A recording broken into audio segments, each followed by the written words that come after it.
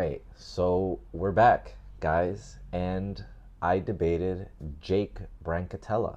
If you guys know who that is, a lot of you guys do. For those of you who don't, he used to be a popular proponent of the LPT. He kind of fell off.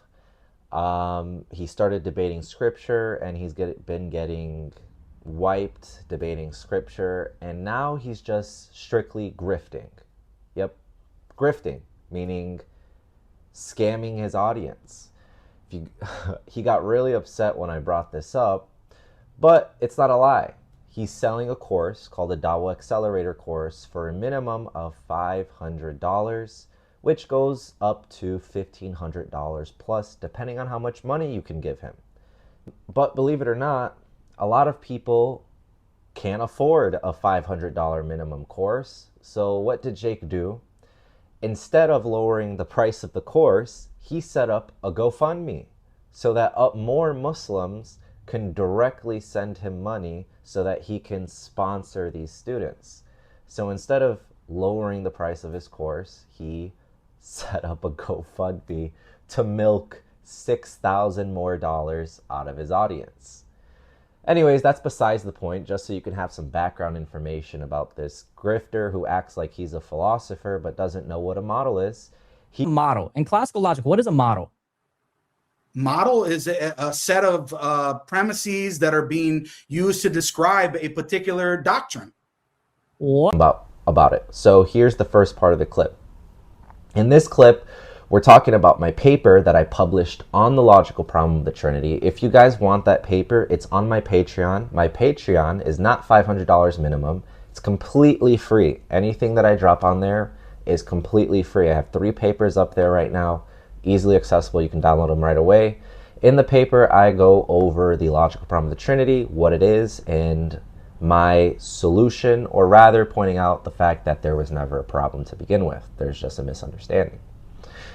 And so we're going over this, specifically the first part of the debate is him asking about a section of my paper where I chart a sort of analogy between Tawheed and the Trinity, where if we are to say that the Trinitarian is doing something ad hoc, then we would also have to say that the Muslim who is trying to model Tawheed, it would also be doing something ad hoc. So let's take a look at this clip. Our understanding of Tawheed. Can you explain that for everybody? Wait, what was I explaining in my paper? That's what I want you to explain. Which part of it? I don't even have it on here, man.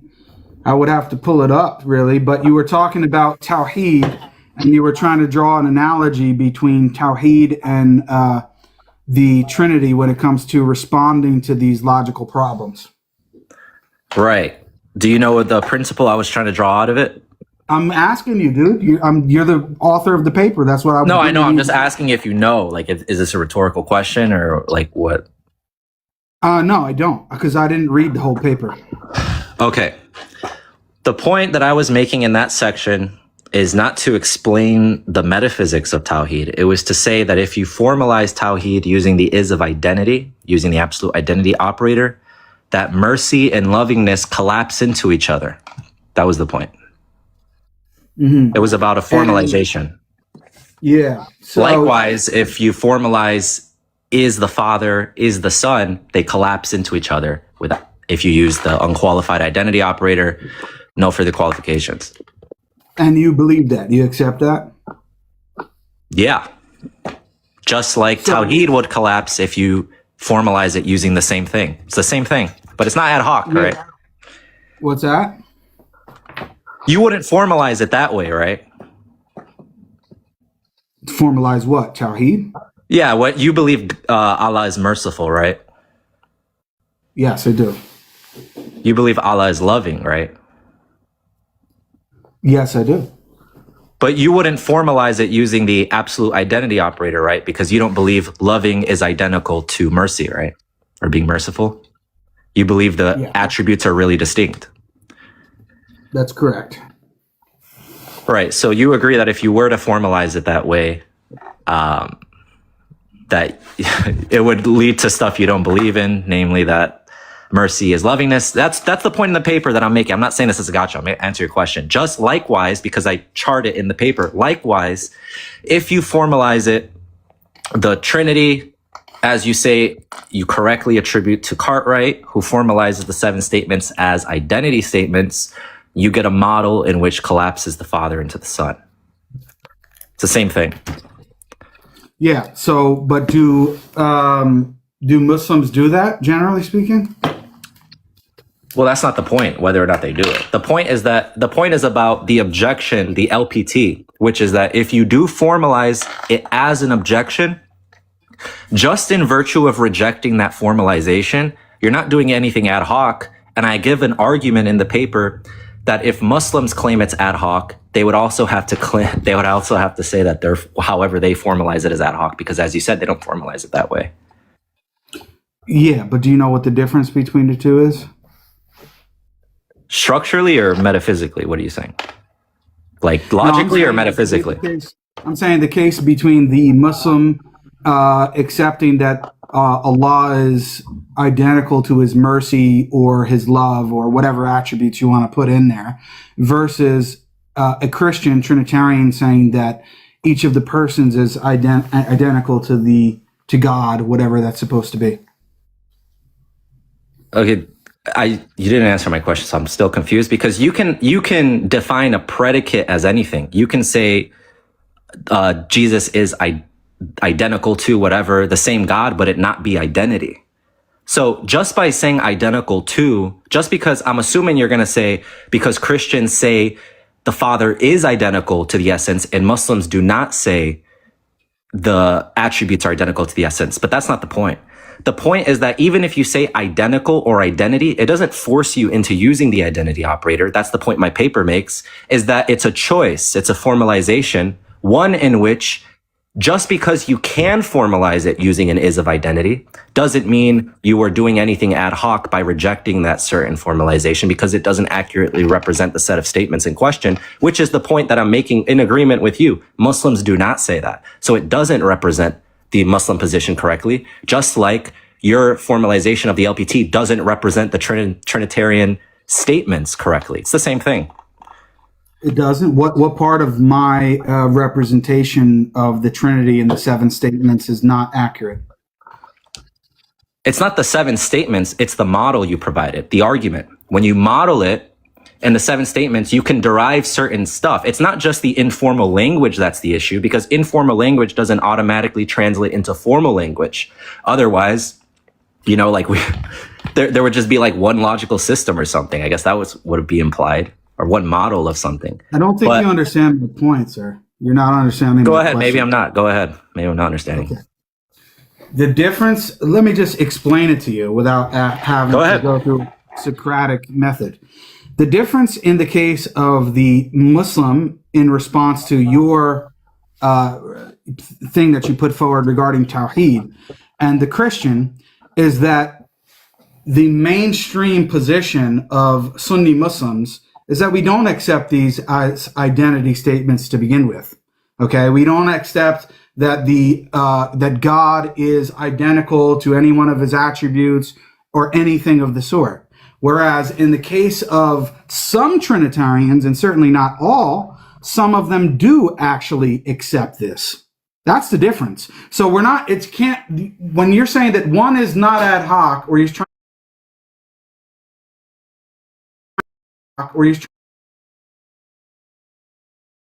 first case with the Muslims, there is nobody. Well, I shouldn't say there's no one, but it's a very, very minority opinion. It's not a mainstream view.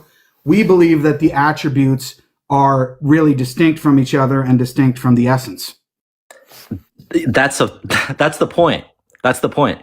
The point is that when you're modeling, the model is supposed to be representing the set of statements in question, which means that's why in the paper I specify, which is not normally specified, adequate models, meaning that the truth conditions of what's in the model meets the informal statements truth conditions. That's just to say something like non-contradiction. When we say non-contradiction, usually you'll hear people say it has to be in the same sense to be a contradiction. But nothing about a contradiction says that, right? That's just assumed. If you wanted to add an extra axiom, you could do that. It's the same thing that I did. If the model does not preserve the truth conditions, it's not an adequate model, meaning it's not a model of the statements in question.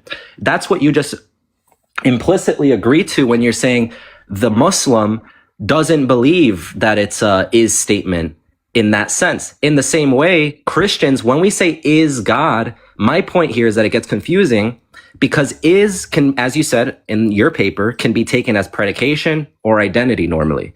Just by saying Jesus is God or is identical to God, that doesn't force you into identity, right? There's nothing about logic that tells you whether it's an is of identity or an is of predication. Nothing within the logical system tells you. That's a choice of the person modeling. That's the point that I'm making. So you can choose either one, of course. You can choose whatever you want, but you can't claim that it's a model of the Trinitarian statements. Who? You, because it doesn't preserve the truth conditions. What do you mean I can't claim that it's a model of Trinitarian? Okay, you're not understanding what I'm saying. You got to read my paper. I make it very clear. If you want your paper, dude, I'm telling you that. No, I'm saying you have to. It's helpful. If I'm modeling something, it's structurally equivalent to this. It's like me saying I have a contradiction. Here's P and not P. But you say, Johan, that's not a contradiction of Tawheed. That's just P and not P. Well, the issue is that it is a contradiction. It's just not preserving the truth conditions of the informal statements, right? So there's a contradiction, but it's not a contradiction about the statements. Just like when you say, well, I have a model. Well, the model doesn't preserve the truth conditions of the original statements. So it's not about the original statements. You can't claim it's about the Trinity.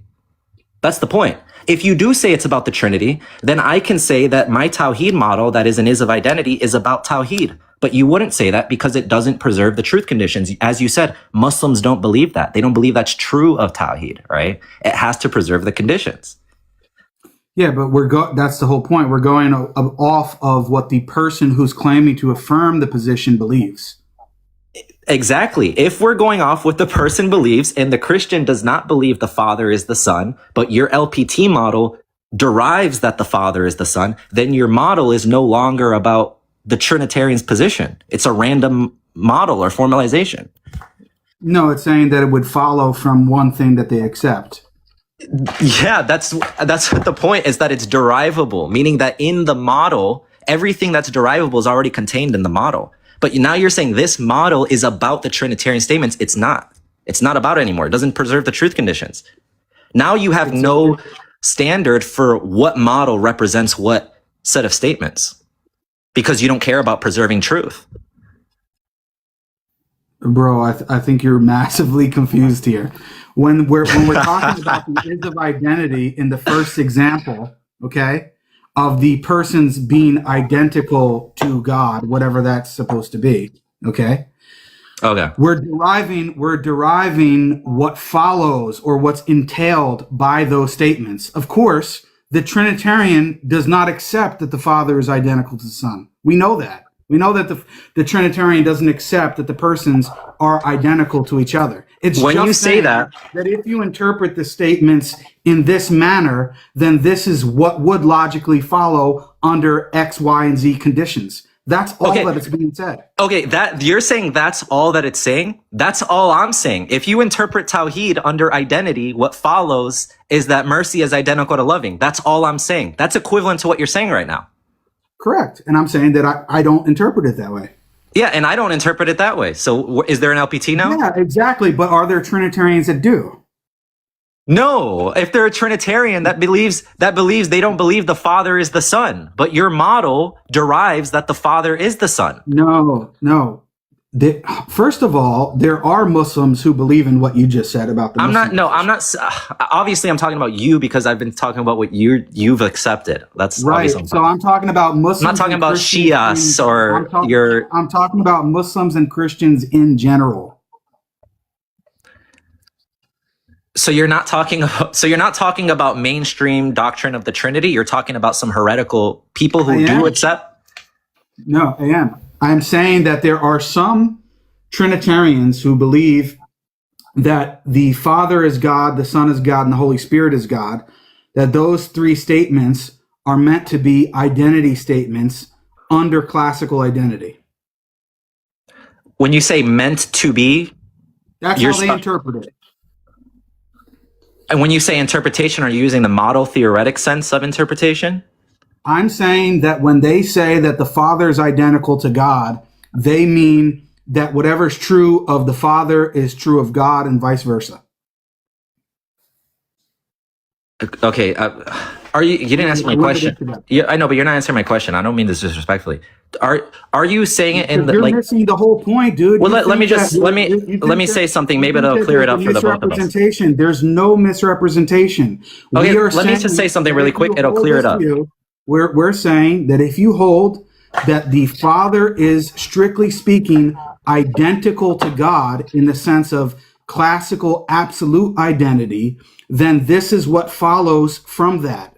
Now, the Trinitarian is going to deny that they believe that the Father is identical to the Son. However, we're going to say that there would be an inconsistency. It's not. There would be an inconsistency if they deny that the Father is not identical to the Son, if they simultaneously affirm that the Father is identical to God in the sense of classical absolute identity.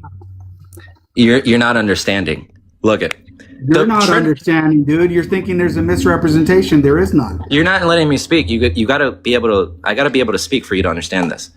The Trinitarian, if they're a Trinitarian, and maybe I haven't clarified enough, Trinitarians, according to the people I'm talking about, do not believe the Father is the Son. Right? They believe that there are three persons, of which share the divine essence, of which the persons are not identical to each other. That the Father is absolutely identical to God. Absolute identity in the formal sense? Oh my God, bro. Do you know the difference? You're talking about me reading your paper, and you don't know the terms you're using.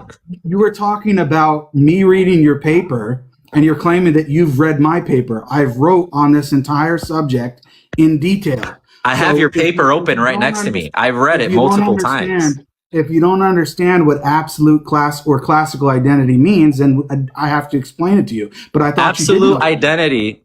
Absolute identity is a term made by Peter Geach. It does not refer to Leibniz's law. It refers to the unqualified identity operator. The first time absolute identity as a term was introduced was by Geach to oppose absolute from relative identity. Okay, identity classically used in Leibniz's law. You're breaking up. Maybe it's my walls. Let me go outside. Maybe it's my walls. Can you hear me now? Yeah. So, yeah, I'm assuming you can hear me now because my connection gets way better when I go outside.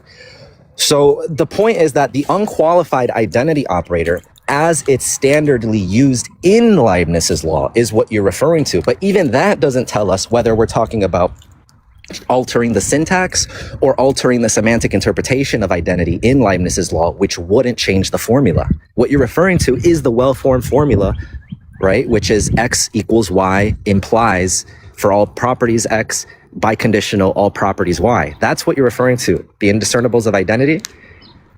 Does anyone who believes that the Father is identical to God believe that he's identical to God and that it satisfies Leibniz's law? That it satisfies? Are you saying, do they formalize it with identity such that identity includes the indiscernibles of identity? Then there are some people. Are you saying, are there people who try to formalize it that way? I'm asking, are there Trinitarians who believe that?